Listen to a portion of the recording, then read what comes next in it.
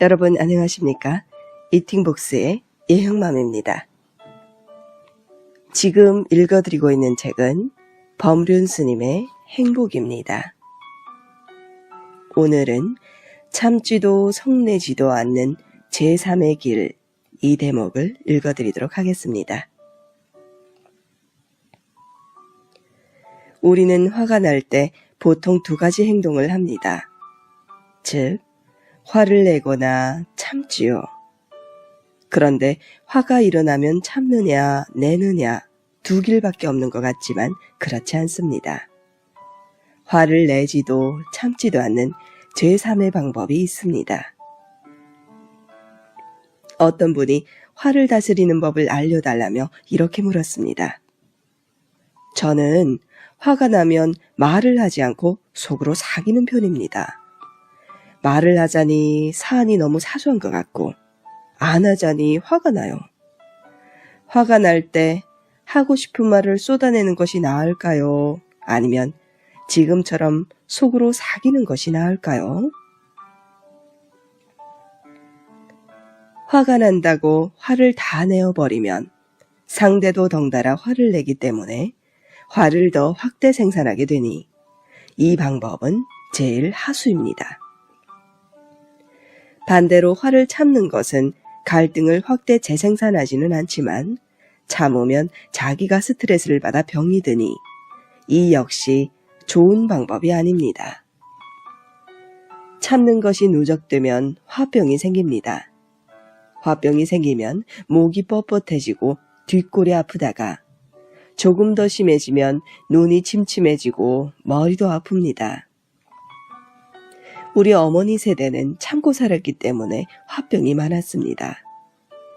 그래서 이런 경우는 정신과에서 응급치료 목적으로 오히려 화를 풀도록 유도하기도 합니다. 그동안 꾹꾹 눌러 참아온 화를 계속해서 참기보다는 오히려 적절하게 표출하도록 유도해 치료하는 것이죠. 그렇게 화병이 완화됩니다. 그러나 이것은 근본적인 치료법이 아니고 응급처방입니다. 물이 끓어넘칠 때 찬물을 한 바가지씩 붓는 것과 같습니다. 당장 끓는 화는 막을 수 있지만 곧 또다시 끓어넘칩니다. 세상에서는 화를 참는 사람은 화를 안 내니까 훌륭한 사람이라고 말합니다. 그러나 이것은 자기 행복과는 거리가 먼 이야기지요. 행복은 괴롭지 않는 것인데 화를 참으면 스트레스를 받기 때문에 괴로움에서 벗어나지 못하니 결국 행복하다고 할 수는 없겠죠. 어느 날 한 브라만이 자기 신도를 빼앗아갔다며 욕설을 퍼부었습니다. 아무 말도 않고 가만히 계시니까 그 브라만은 자기가 이겼다며 큰 소리를 쳤습니다. 그러자 부처님이 브라만에게 이렇게 말했습니다. 오둔한 자는 욕과 비방을 늘어놓고서도 자기가 이겼다고 한다. 그러나 진정한 승리는 올바른 인내를 아는 이의 것이다. 성내는 자에게 되받아 속내는 것은 어리석은 지심을 알아야 한다. 상대의 감정에 말려드니 상대에게 진 것이고 자기 분을 못 이기니 자기 자신에게도 진 것이다. 결국 이중으로 패배한 셈이다. 부처님이 브라만이 하는 소리에 아무 말 없이 가만히 듣고만 계셨던 것은 그 사람이 하는 얘기가 옳다고 여겨서가 아닙니다. 브라만이 살아온 배경이나 지금의 처지를 감안하면 그렇게 말할 수도 있겠다고 이해한 것입니다. 상대의 처지를 이해하고 인정하고 더 나아가 불쌍히 여기고 연민을 느낀 것이지요. 다른 사람이 볼 때는 저런 수모를 겪고도 어떻게 참을까 싶을 것입니다. 그러나 정작 부처님은 참는 게 아니라 다만 이해하고 인정해서 감정의 동요가 없었던 것입니다. 화가 일어나는 그 근본을 살펴보면 아예 화가 일어나지 않는 단계에 이를 수 있습니다. 너 때문에 화가 난다는 생각이 들 때 정말 그럴까? 하고 곰곰이 생각해 보는 겁니다. 아이가 저런다고 내가 왜 화가 날까? 남편이 저런다고 내가 왜 괴로울까? 상사가 저런다고 내가 왜 스트레스를 받을까? 이렇게 자기 감정의 근원에 문제 제기를 할 수 있어야 됩니다.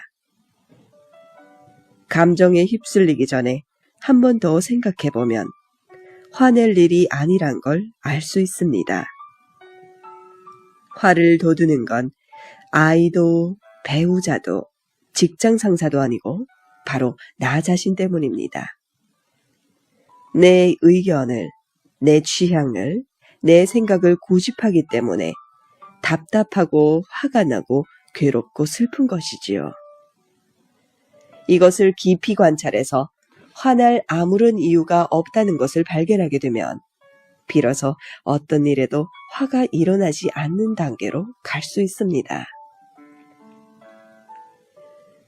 우리는 자기 감정을 절대적인 것처럼 생각하지만 실제로 감정이란 습관에 의해 형성된 결과물일 뿐입니다. 결국 습관이 나를 끌고 가는 거나 다름없습니다. 습관이 우리의 운명을 결정짓는 것입니다.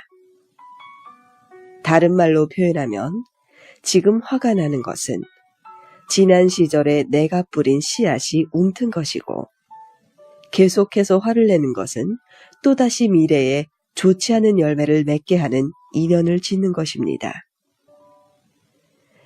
물론 순간순간 화가 날 이유가 없다는 것을 확연히 알기는 쉽지 않습니다. 자꾸 놓치게 되지요. 하지만 일상적으로 화를 억누르는 대신 화가 일어나는 순간을 알아차리려는 노력만으로도 어느덧 화를 덜 내는 단계로 가게 됩니다. 하루에 10번 내던 화를 9번만 내게 되고 9번 내다가 7번 내면 성공한 것입니다. 전에는 화를 움켜쥐고 있으니까 화가 1시간씩 지속되었다면 아, 내가 또 미쳤구나 하고 자각하면 10분 만에 제정신으로 돌아옵니다. 우리가 흔히 화난 사람을 미쳤다고 표현하는 이유는 그 모습을 생각해보면 쉽게 이해할 수 있습니다.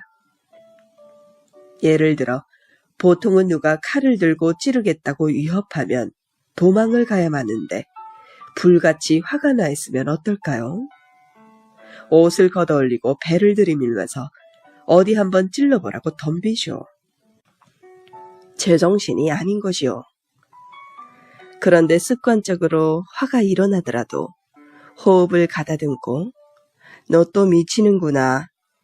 너 또 너만 옳다고 성질 부리는구나 하고 알아차릴 수 있다면 감정에 휩쓸리지 않을 수 있습니다. 부싯돌이 불꽃을 일으켜도 종이를 갖다 대지 않으면 불꽃은 이내 사라지고 말듯이 화도 마찬가지입니다. 그러다 보면 자연스럽게 화가 점점 줄어들게 됩니다. 화가 일어나는 순간을 알아차리지 못하더라도 상대를 문제 삼는 게 아니고 내가 놓쳤구나 하고 자각하면 화가 일어나는 횟수가 줄어들고 또 화를 내더라도 지속 시간이 줄어드는 식으로 내 안에서 변화가 일어납니다. 상대가 화를 낼 때는 바로 감정을 드러내지 말고 침묵으로 대응하는 것도 방법입니다. 내 마음이 조금 고요해졌다 싶으면 거기서 더 나아가 남편이나 아내, 자식이나 부모, 친구나 직장 동료가 화를 내고 욕을 할 때 빙긋이 한번 웃어주세요. 아마 처음에는 열의 9은 잘 안 될 겁니다. 겨우 입으로는 웃더라도 마음은 잘 웃어지지 않을 겁니다. 그렇더라도 억지로 한번 웃어보고 내일 다시 웃어보고 모레 또 웃어보세요. 그렇게 상대의 감정에 휩쓸리지 않는 연습을 하다 보면 어느 순간 상대가 어떻게 하든 그로부터 자유로워져 있는 자신을 발견하게 될 겁니다. 자, 오늘의 책 읽기는 여기까지입니다.